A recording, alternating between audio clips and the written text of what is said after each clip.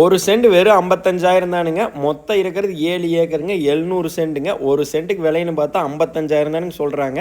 ஒரு சூப்பரான தோப்புங்க. வெறுங்காட்டு விலைக்கு வந்திருக்குதுங்க. இந்த லேண்ட் எங்கே லொக்கேட் ஆகிருக்குதுன்னு பார்த்தீங்கன்னா, பல்லடம் டு உடுமலை ரோட்டில் பூலவாடி ஏரியாவில் லொக்கேட் ஆகிருக்குதுங்க. நல்ல அருமையான லேண்டுங்க. உங்களுக்கு சுற்றியுமே தோப்பாக இருக்கிற ஏரியாவில் ஒரு 100 ஏக்கர் செக் டேம் ஒட்டி விலைக்கு வந்திருக்குதுங்க. இந்த லேண்ட் என்னென்ன சௌரியம் இருக்குதுன்னு பார்த்தீங்கன்னா, 7 ஏக்கரில் 500 தென்னை மரம்ங்க.